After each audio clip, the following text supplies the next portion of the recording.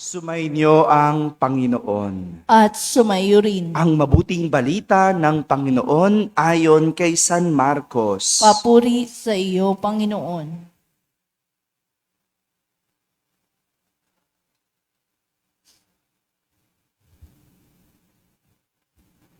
Noong panahong iyon, mula sa sinagoga, si Jesus ay nagtuloy sa bahay nina Simon at Andres.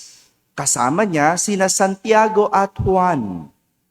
Nararatay noon ang biyanan ni Simon Pedro dahil sa matinding lagnat, at ito ay agad nilang sinabi kay Jesus.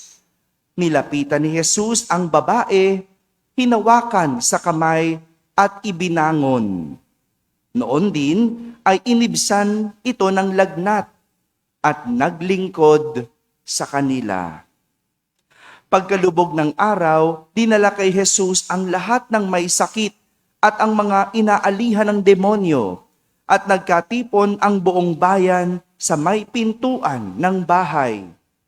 Pinagaling niya ang maraming may sakit, anuman ang kanilang karamdaman, at nagpalaya siya ng mga demonyo. Hindi niya hinayaang magsalita ang mga ito sapagkat alam nila kung sino siya.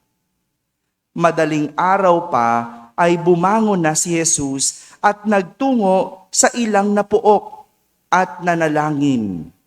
Hinanap siya ni Simon at kanyang mga kasama. Nang siya ay matagpuan, sinabi nila, "Hinahanap po kayo ng lahat."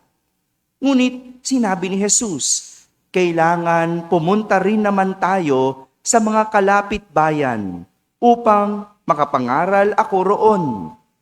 Ito ang dahilan ng pag-alis ko sa Capernaum." At nilibot niya ang buong Galilea na nangangaral sa mga sinagoga at nagpapalayas ng mga demonyo. Mga kapatid, ang mabuting balita ng Panginoon. Pinupuri ka namin, Panginoong Hesukristo. Umupo ang lahat at makinig sa homilya. Isang magandang umaga po sa inyong lahat.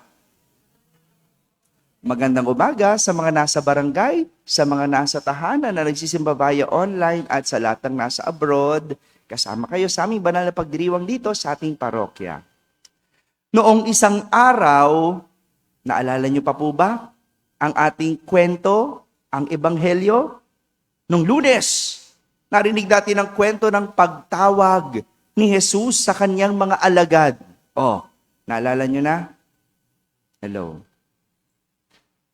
Review. Papaalala ko po. No? Habang ang mga alagad ay nasa baybayin ng dagat, yung iba naghahayuma ng lambat, inimbitahan sila ni Jesus na sumunod sa kanya. Kaya't iniwan nila ang kanilang lambat, iniwan ang hanap buhay at sumama kay Jesus para magkaroon ng bagong buhay. Yun yung nangyari nung Lunes. Tinawag ni Jesus ang mga alagad at iniwan ang lumang buhay at sumama kay Jesus at sila'y nagkaroon ng bagong buhay. Samantala, kakaibang pagtawag naman ang nangyari sa ating ebanghelyo ngayon. Sapagkat walang imbitasyon, walang narinig mula kay Jesus.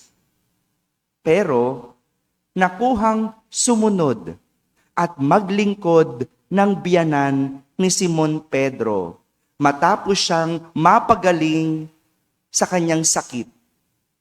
Napagaling ang biyanan, kaya siya nagbago. Napagaling, nakaranas, kaya nagbago.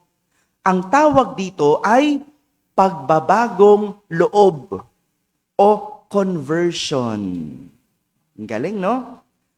Yung una, yung mga alagad, sumunod kay Jesus at nagbago ang buhay. Kasi narinig nila ang imbitasyon ng Diyos. Samantala, yung biyanan, nakatanggap nakaranas mula kay Jesus, kaya nagbago ang loob. Ang tawag, conversion. Alinman sa dalawa, parehas itong tumutukoy ng pagbabago. Pagbabagong buhay at pagbabagong loob. At lahat ito, pagkilos ng Diyos.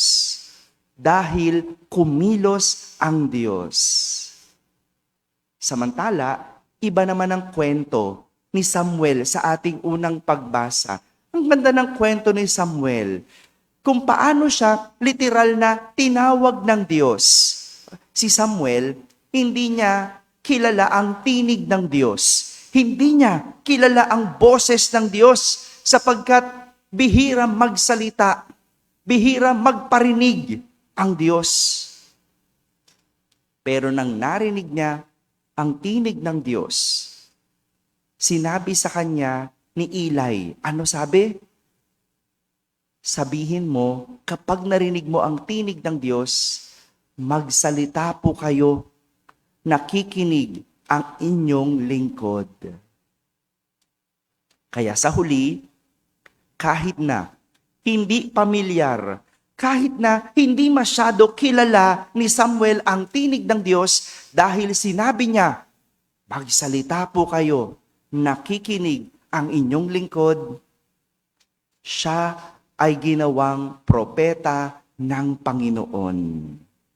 Sa kanyang paglaki, ginabayan siya. At sa kanyang paggabay, pinakinggan niya ang Panginoon. Sinunod niya ang Diyos. Kaya sa huli, siya'y naging propeta ng Panginoon. Sadya naman talaga, ang bawat pagtawag ng Diyos ay may regalong handog. Ulitin ko po, regalong handog. Hindi ito kapalit, kundi isang regalo na handog. Katulad na lang ng alagad. Nang tanggapin nila ang imbitasyon ni Jesus, ano nangyari? Sila'y tinawag na alagad. Sila'y tinawag na apostol. Yung biyanan ni Simon Pedro, dati biyanan lang ang tawag. Ano nangyari? Nang sumunod kay Jesus, nagbago ang loob.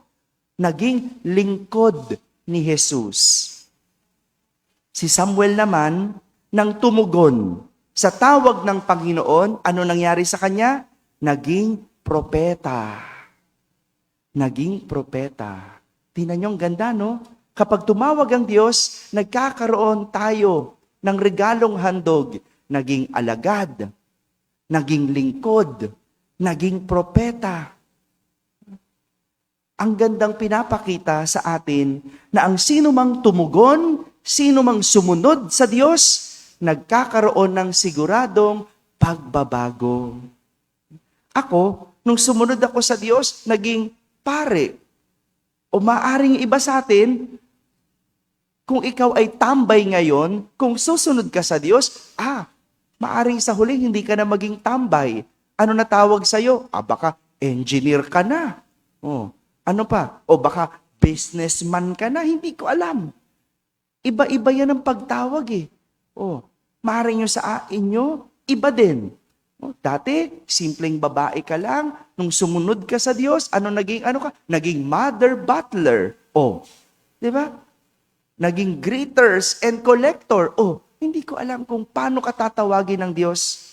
Pero isa lang ang sigurado, ikaw ang magdesisyon kung susunod. Kung gusto mong magbago ang iyong buhay. Ngayon po ay simula ng taon at marami sa atin gumagawa ng New Year's resolution. Diba? January pa lang, ang daming New Year's resolution. Meron ba kayo? Hello? Wala. Bakit? Ba't gumagawa ng ganito? Kasi gusto natin magbago. Gusto natin may mabago. Gumagawa tayo ng mahabang listahan ng mga ugali o mga bagay na gusto natin para sa ating sarili. Para sa huli, sana may magbago. Pero sa totoo lang, sa dami nito minsan o madalas, nakakalimutan natin. Ano na ba yung New Year's resolution ko last year? Diba nalimutan mo na? Ang haba nun. Kaya walang pagbabago. Wala namang nababago. Isa lang naman ang pwede nating gawin para siguradong may mabago. May makitang pagbabago sa atin. Hindi lang sa sarili, kundi sa ating buhay. At ito ang pagsunod o pagtugon sa tawag ng Diyos. Ito lang ang dapat gawin at tandaan. Ang haba ng iyong listahan, baliwala yan kung walang pagsunod sa Diyos. Dahil pinapakita ng ating mga kwento, kapag ang tao sumunod sa Diyos, hindi lang merong regalong handog, kundi sa huli, may makikitang pagbabago. Amen? Amen.